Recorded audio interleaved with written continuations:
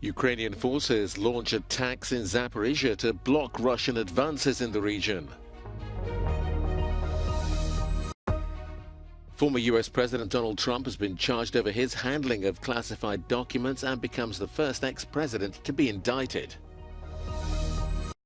Canadian Prime Minister Justin Trudeau says climate inaction has forced over 20,000 people to abandon their homes due to wildfires. The UK and the US unveiled the Atlantic Declaration to counter Russia, China and tackle economic instability.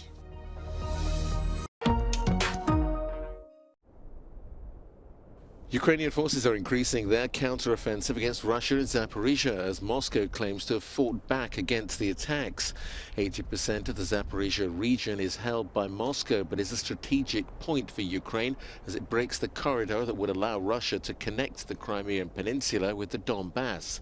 Ukrainian officials say they've made progress in Bakhmut and other cities.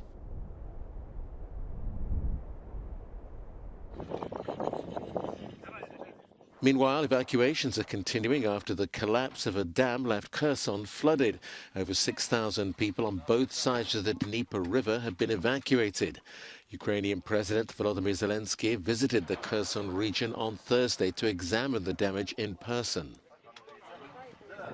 Російські терористи намагаються ще погіршити ситуацію, яку вони спричинили своїм екоцидом. Абсолютно свідомо. Вони продовжують обстрілювати Херсон та громади області, вже затоплені терористами. Вони обстрілюють навіть точки евакуації. Ukraine's ambassador to the UN also condemned the shelling of civilians during flood evacuations. The permanent representative of Ukraine, Sergei Kislitsia, said at least 9 people, including police, medical and rescue personnel, were injured. A group of Security Council member states expressed deep concern.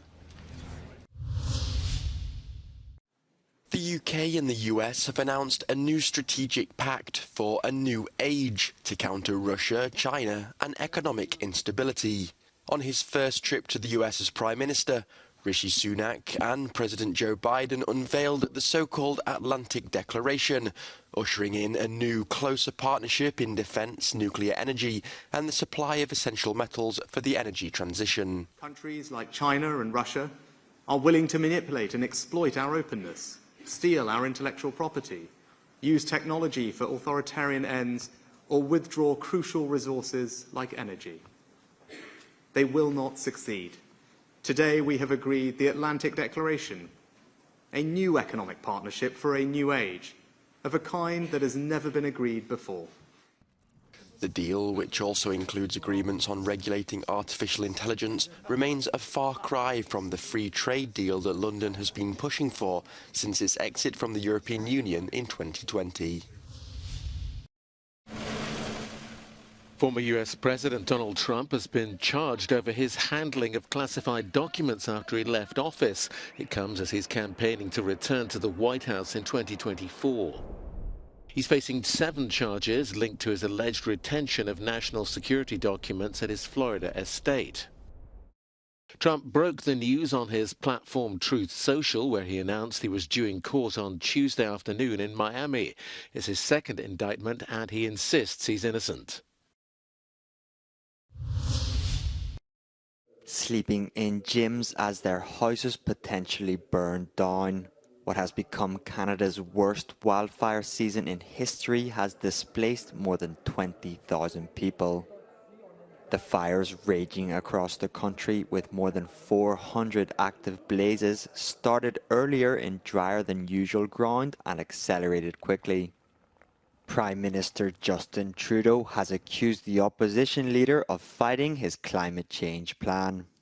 Portugal, Spain and France will together send 280 firefighters, while the US has already sent over 600. Meanwhile, smoke is suffocating the United States, where air quality alerts remain in place in cities such as Washington and New York. On Thursday, schools closed in some cities, sporting events were cancelled and air travel was disrupted. US President Joe Biden describes the fires as a stark reminder of the impacts of climate change.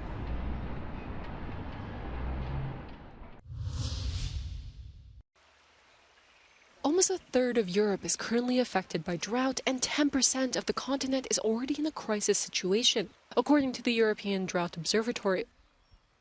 And in parts of southern France, this is very much the case. In the Gard department, the prefecture has triggered the highest level of alert concerning water restrictions since May. Depuis le début de l'année, on est très inquiet parce qu'on a eu un déficit de pluie depuis le mois de septembre qui est de l'ordre de 40 à 50%. Donc on a quand même, malgré les orages qu'on a eus depuis ces 3 dernières semaines, une situation inquiétante. Aujourd'hui, les pluies que nous avons, elles ne viennent pas recharger les cours d'eau et les nappes. Residents from the affected areas are no longer allowed to fill up their swimming pools and must restrict the amount of water they use for their gardens. Agricultural irrigation is only permitted at night. The mayor of one of the villages affected by the restrictions says the situation is not normal.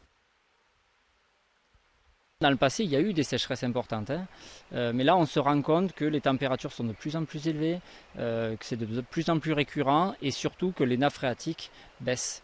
Et donc ça c'est une réalité, on les mesure et on sent bien qu'il y a un vrai changement à faire à l'avenir et donc on essaie de concerter un maximum, de sensibiliser les gens.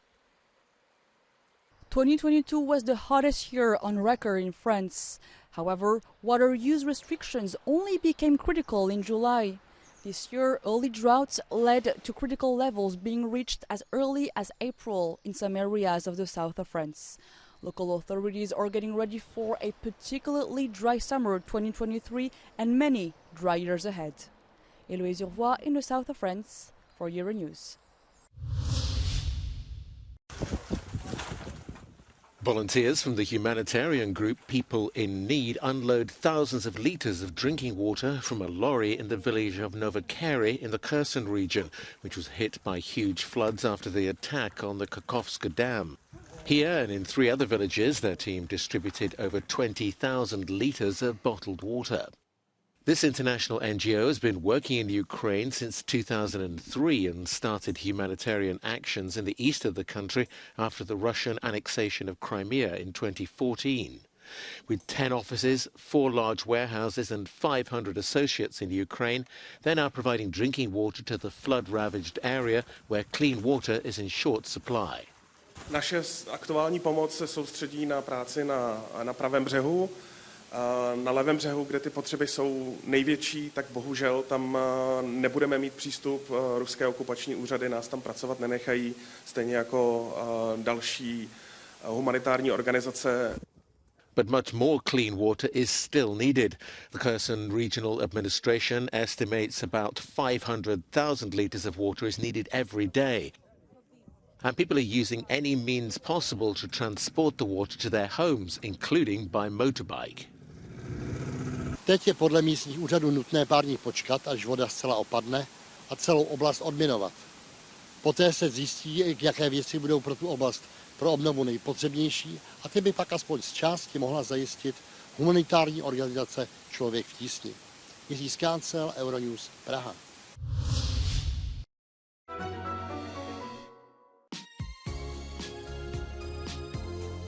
So should we proactively upgrade all our cars now and switch to the latest environmentally friendly ones, or is it actually better to hang on to what we've got and use it for the full useful life? Hi, I'm Nick Molden. I'm founder and chief executive of Emissions Analytics. We do real-world emissions testing, which means we can work out the environmental impact of vehicles, whether that's from exhaust pipes, tyres, brakes, or whatever. So the average car in the UK, bought new today, could be something like a Nissan Qashqai or a Ford Kuga. As a rough guide, those will emit 2 to 3 tons of CO2 per year. From an average driver driving about 15,000 kilometres per year. For producing an electric car, you're talking in the range of about 8 to 10 tons of manufacturing emissions to produce the battery. You're looking at, roughly speaking, 4 years of driving the vehicle until you get to break even, i.e. that the 2 types of car would emit about the same in total, which is roughly about 60 to 70,000 kilometers of driving. Why it's really important is because of the longevity of the battery pack. For these electric vehicles really to give big CO2 reductions, really they need to get to about 14 years, which is the average life expectancy of a typical vehicle. If they achieve that in practice, then they are going to be delivering significant life cycle reductions in CO2. The issue with battery electric vehicles is they're a lot heavier, and so they're increasing crash safety risk. They're putting pressure on the physical infrastructure, and most importantly, they're wearing tyres faster, and tyres are highly polluting items. Synthetic rubber is derived from oil. So you've got a lot of the same pollutants that you would have found in a tailpipe in tyres as well. And so my strong suggestion is we need to think much more holistically about how these vehicles affect the environment, not just fixate on a tailpipe and eliminating that. If you want to broadly carry on doing what you want to do and you've been doing before, what is the best way of doing that? I think the answer would be go for a hybrid vehicle, but also consider eliminating a few of the journeys that actually add no value to you. A hybrid car compared to a normal internal combustion engine is about 30% less CO2. So if we converted all 500 million vehicles in the European car park to hybrids, if I had a magic wand and did that overnight, that would reduce CO2 by about 30%. That itself would make a significant dent. How do I see the future of cars? Well, actually, that is the question. The answer is certainly not everyone buy a battery electric vehicle in a blind, unquestioning way.